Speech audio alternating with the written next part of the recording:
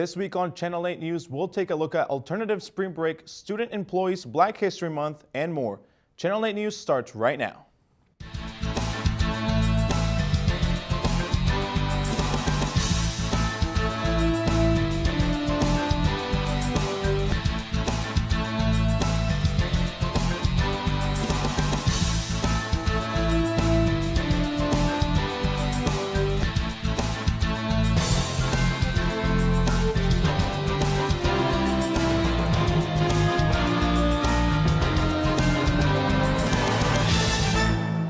Thank you for tuning in to Channel 8 News. I'm Alex Sanchez. And I'm Shannon Clement. I had the opportunity to take a deeper look into a fraternity coming back to campus. Let's take a look. Greek Life added a very familiar face this year to their roster, but this is not the same Tau Kappa Epsilon that people are used to seeing. In 2015, TEAC was removed from any involvement on campus due to violations of Greek Life risk management policies. The school suspended the fraternity from campus indefinitely, but was brought back this year with entire new members that are trying to change the face of TEAC. I sat down with the new president and external vice president to ask them about how they plan to bring back TEAC in a new way. There's a lot that goes into it. We've put a lot of thought and a lot of time into, what we're trying to get across, what kind of point we're trying to get across. We want to go by our 6 principles, which is brotherhood, teamwork, scholarship, character, leadership, and service. Character, leadership, service. And so one of those points is character, and character is like one of the biggest, things that we're trying to focus on. I know when you walked in the house, you saw that plaque at the front. We, as a new group, we have a new tradition that we're doing. The slogan is not for wealth, rank, or honor, but for personal worth and character. So by saying that, we're emphasizing character and men with good character to join the fraternity to change it and make it better. So that's definitely something that we're really trying to get across, is that we're good guys trying to do good things. Yeah, just like he said, we're just emphasizing character to make sure what happened in the past doesn't happen again in the future. That's why we take a lot of time considering everyone to make sure they're good and understanding people before we extend the bid. Mm-hmm. We have 12 amazing guys. They'd love to meet anyone who just comes up to them, just say hi. They'd love to talk to you about what we do, what we're about. They're determined to diverse make a change. Group of guys. The best thing I think about our fraternity is that we're different. Yeah. We're just a big old different group of guys. I also got to ask them why they wanted to get involved with TEAC. There's a lot of different factors that went into it in my decision. Big one is, Garrett and I are both in Student Senate. We have that more formal part of organizations down. We go to meetings, we go dress up nice, and we, have to raise our hand when we speak, stuff like that. So we kind of wanted more of a social type of experience in organizations, and this was a perfect opportunity. Also, it was just, I was never in a fraternity. I'm a junior, so like joining as a junior, I obviously know the whole Greek system and how it works by now, and joining the fraternity was good because I think I definitely wanted to change the way it was perceived, because I never had anything against the last guys, the last group, the old TEAC, anything like that. So I definitely wanted to change the way it was perceived and thought as by everybody on campus. Yeah, I'd say it's a great opportunity. It's a chance to give back, and ultimately what made me join is when I was talking to John, which is our advisor. He told me about how we have a great alumni association, which they're fantastic. They give us a bunch of help when we need it. Ultimately, their relationship with the rest of Greek life is what they value and what they think is most important.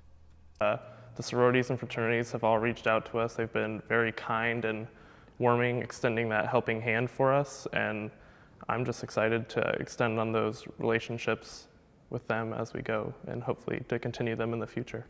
Yeah, I think all the fraternities and sororities in Greek life, I think just being included with each and every single fraternity and sorority is the most important part. Getting to know each and every person, before accusations are made, or you know, you say, I don't like that person. No, I mean, you got to get to know everybody first. So I think getting involved with each and every group is good. For KNWT Channel 8, I'm Alex Sanchez. Last Monday, Mitch Bromberger attended an info session for the upcoming alternative spring break. Mitch? On Monday the 5th, Alternative Spring Break organization had a fundraiser at Pizza Ranch to raise money for their trip and to explain what the purpose of their trip is. To go on our trip to Jacksonville, Florida, we need to raise a certain amount of money. And we're actually flying this year. And last year we took a bus, but to fly means we have more time to help. And so that's added a little more to our costs than we had last year. So each member of this team is raising $750 through fundraising, and we're doing it by giving back to the community. And each member has to donate 40 hours of service before they can also go on the trip to show that they're ready and they're prepared and they're willing to make that difference when we're in Florida. So every member has made their 40 hours and they'll make more hours while we're on the trip, way over that amount, because they'll be serving so much. But we do events like this at Pizza Ranch. If you are a customer, 10% of your proceeds will go to our organization for our trip, and then we also take donations and tips. And if anyone ever finds out about Alternative Spring Break and wants to help and donate to us going on new trips next year, us taking more members, or they're interested in just going and learning more about it, they are more than welcome to. Throughout the year, the organization puts on several fundraisers at local businesses for people to show their support. We're here helping Pizza Ranch out with bussing their tables and talking to customers and making this community feel like more of a community, building relationships between Northwest and our community, and then hopefully we can get some support back in return so we can go on our trip and let people know that this is something we do every year. When the organization explains what they do on their trip, it is not what you would expect college students to be doing with their spring break. One way I like to describe it, at least to the students, is we're not your typical spring break. What we do is more for the community and giving back to our community. Different years in the past, we've gone to Louisiana and to Washington, D.C., kind of help build up their community, working in homeless shelters, working with different kids in kids clubs when different communities have been wrecked by floods or fires or just anything that's been damaging, whether it's to the heart. This year, the trip they are going on is Jacksonville, Florida, after the destruction of the hurricanes left. Basically, we'll go to Florida for a week. We'll stay there. We'll be housed there. We'll sleep on cots. We'll kind of do the whole camp kind of vibe. And we'll just help the community in any way we can. We'll rebuild houses. We did that last year in Baton Rouge, Louisiana. And we'll just help the people of the community. And we're not religious-based. And we're a nonprofit organization. So everything we do is for the community and to give back to the community. And it's been a really awesome year for us. This is Mitch Bomber reporting for Channel 8 News. Thanks, Mitch. When we come back, we'll take a look at your Northwest Event Report. Don't go away.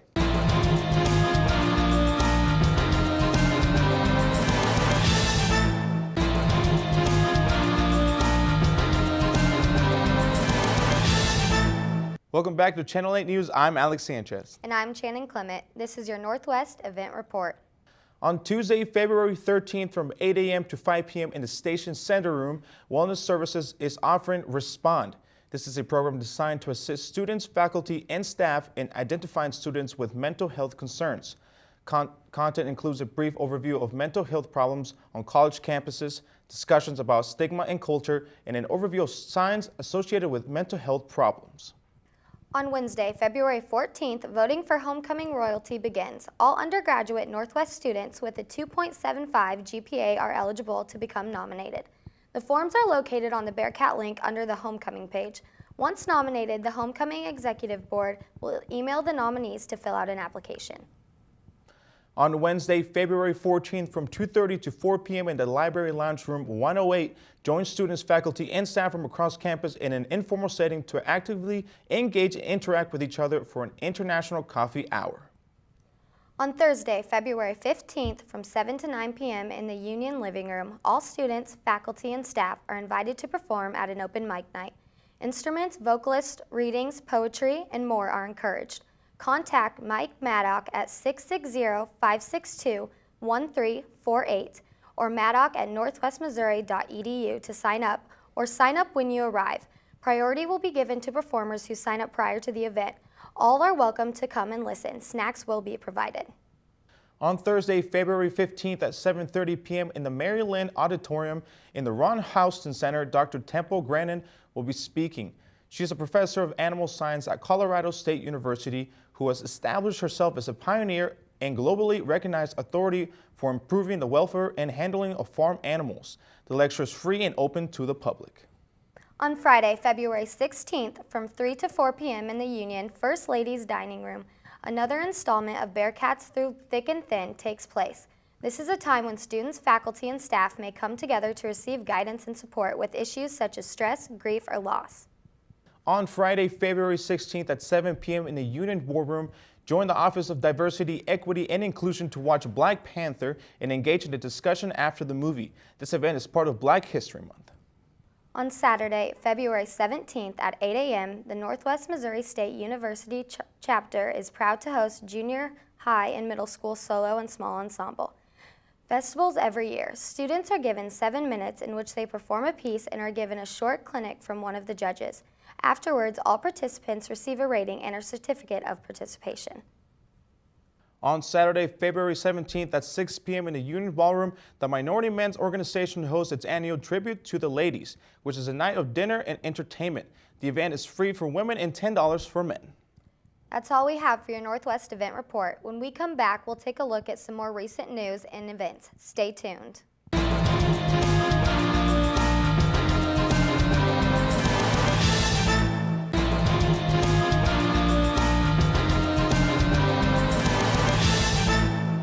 Welcome back to Channel 8 News. I'm Alex Sanchez. And I'm Shannon Clement. Molly Gardner got a deeper look into student employment to see what it's really all about. Molly? Northwest Missouri State University has 950 students who are also employees that work on campus. These campus jobs can range from farmhands to assistant complex directors for on-campus residents. Aaron Sorensen is an on-air announcer for Northwest's national public radio affiliate, KXCV KRNW, and says student employment has given her many opportunities. It's actually kind of a really cool thing with working on campus is I feel like they really respect you as a student, and so they'll work with you really well to be able that you can still be successful in the classroom while growing and being successful at your job to be able to pay to be here and to be in the classroom. And basically I just work different news shifts and I come in and do things like reporting news, reporting sports. I'm currently doing a musical entree show and just a lot of fun stuff getting the news out to the public. Sorensen also adds that if you are interested in any jobs the campus offers, you should apply for them. If anybody is looking to kind of add that work aspect to their life, to really check into student employment because they're very respectful of students and you could get a job like me where it's something you're planning to do in your future. I've worked a lot of jobs at gas stations and things like that. Those are great money makers, but something like this where this is what I want to do with my career and I get paid to do it and I work with people who are very good at what they do and it's something that's preparing me more than anything else could. Priyanka Kanal has multiple on-campus jobs, but most importantly, she is an assistant complex director for Forest Village Apartments. She says managing both work and school can be difficult. It's a lot of time management. Like if I'm not doing anything in class, if I don't have to teach, then I work on my other homeworks. Same with the desk. And it's just a lot of time management and a lot of scheduling. School, college, homeworks, assignments, and work at the same time. You learn to be professional and it pays you money so you can pay your bills. So I feel like it's a very good way of adulting, honestly. Kanal also adds she loves learning from her residents. I like having that connections with my essays and I like being there for them when they need me. And it also goes to, I learn a lot from them, like scheduling or how they manage their time and all their life experience and their resident experience. So it just has been really nice to just know those people and how they balance their life. It's not just about the money, it's about the experience you get and the people I meet. So I learn a lot from them, so I think it pays off a lot. To apply for a job on campus, visit student employment webpage on Northwest website. Reporting for Channel 8 News, I'm Molly Gardner. Thanks, Molly. Jasani Jackson was able to attend a soul food dinner held last weekend. Let's take a look. With this month being Black History Month, the Office of Diversity, Equity, and Inclusion are working hard to bring awareness to the Northwest Missouri State University campus. This past Saturday, the DEI office put together their 7th annual Soul Food Dinner, with the theme being Blacks in the War. On the menu, there was fried chicken, catfish, mac and cheese, collard greens, salad, cornbread, and amazing dessert.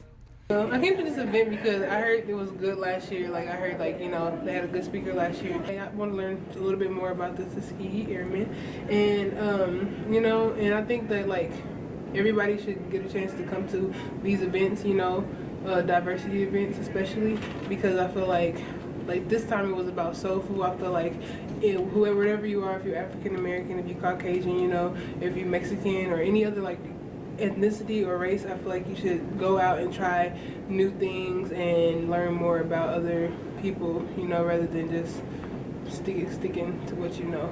There was even a live choir sharing their old songs for everyone to sing, dance, and enjoy.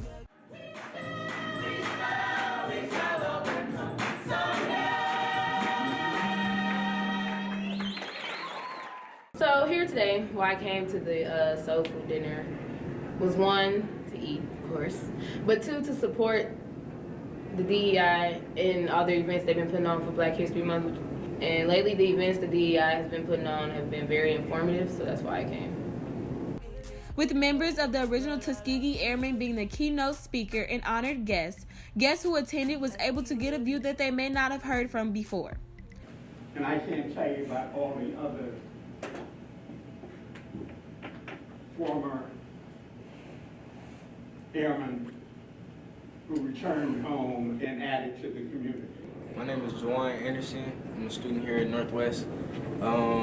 Today I attended the Black History Month dinner for minorities, and it was based off of the Tuskegee Airmen. Today was pretty historical, something that I never thought that I would be able to do. I remember as a kid that I was reading up on Tuskegee Airmen and Buffalo soldiers and stuff like that, and so today getting to see somebody that was actually there, actually a group of people that were real, who have experienced it, and who was a part of the first group of African Americans to be airmen, and being a minority, it definitely helps me to keep the right mindset and keep pushing, because it was a lot worse back in the day being,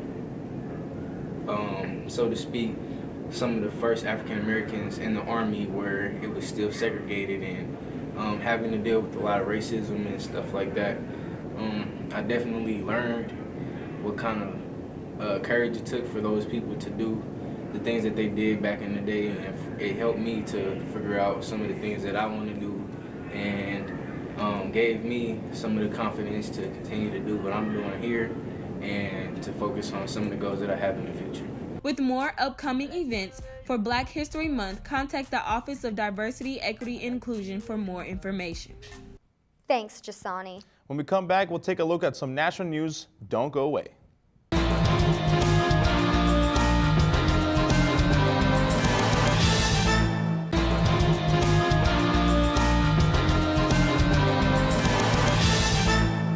Welcome back to Channel 8 News. I'm Shannon Clement. And I'm Alex Sanchez. The White House Staff Secretary Rob Porter has resigned last week following allegations of abuse from his 2 ex-wives. Porter denied the allegations in a statement in the wake of his resignation. His last day in office has not yet been set because Porter wants to stay on to ensure there is a smooth transition to his successor. President Trump reportedly dismayed about the unfolding scandal over the White House's handling of the abuse allegations involving a former top aide, Rob Porter. But a source familiar with the president's recent discussions with associates tells CNN that Mr. Trump remains uncertain about how to solve the problem. Other sources tell CNN that Chief of Staff John Kelly's job is secure for now, despite mounting criticism. Should Chief of Staff John Kelly keep his job? Absolutely not. Absolutely not. Kelly knew about the allegations against Porter for months, sources tell CNN, but continued to raise Porter's profile in the West Wing. Despite that, the White House insists that Kelly was not fully aware of the allegations until this week. You said fully aware. Was he partially aware? Well, I think we all became aware of the news reports that emerged on Wednesday morning and some of the graphic images. But did he know any of this back in November? Again, I'm not going to get into the specifics. A source tells CNN that White House counsel Don McGahn was also made aware of the abuse allegations in the fall after Porter told him that the FBI brought up the alleged abuse during a security clearance interview. The Washington Post reports that McGahn knew as early as January 2017 that Porter's ex-wives were preparing to make damaging accusations against him, but only learned about the nature of the domestic abuse allegations this fall. The White House conceding that the response to the controversy this week fell short. I think it's fair to say that we all could have done better over the last few hours or last few days in dealing with this situation. A source tells CNN that the president was not happy with this admission despite expressing disappointment with his staff, including communications director Hope Hicks, who has been romantically involved with Porter and helped craft Kelly's initial statement defending him. President Trump has spent the last 2 nights phoning friends and former aides for advice about how to handle the controversy. Amid backlash against his chief of staff over a number of issues, Mr. Trump even confiding in his former chief of staff, Reince Priebus, who he fired and replaced with Kelly. Meanwhile, Kelly doing damage control, releasing this memo to staff, writing, "We all take matters of domestic violence seriously." Porter has denied the allegations as a smear campaign against him. Porter's ex-wife tells CNN when she spoke with Porter recently, he asked her to release a statement about the alleged abuse she's detailed online. He was asking me to downplay it, and he was asking me to emphasize more the relationship that he and I have now, as opposed to what I experienced in our marriage. The rocket company headed by Tesla's CEO Elon Musk became the owner of the most powerful operational rocket in the world last week when Falcon Heavy aced its maiden flight. It kicked off at Kennedy Space Center in Florida on launch pad 39A. Inside of the rocket held a Tesla car with a dummy sitting inside to show that you can ship cars. This car is headed to orbit around the sun that will, at times, put the car as far away from the sun as Mars. It's the biggest rocket in the world by far. It's like the first time something exciting has happened in rocket launch in a very long time. As many looked on in wonder Tuesday, Falcon Heavy, the most powerful rocket in the world, was successfully launched into space. The unmanned rocket is set to orbit around the sun with a dummy sitting in the driver's seat of Tesla and SpaceX founder Elon Musk's personal roadster, complete with David Bowie's Space Oddity playing in the car on an endless loop.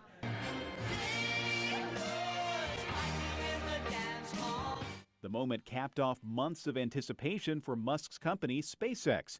Up until the actual launch, he wasn't certain it would even work. People are coming from all around the world to see what will either be a great rocket launch or the best fireworks display they've ever seen. But a great rocket launch it was. SpaceX is trying to reduce the cost of space travel by reusing boosters. It is the first company to successfully bring rocket boosters back down to Earth and reuse them.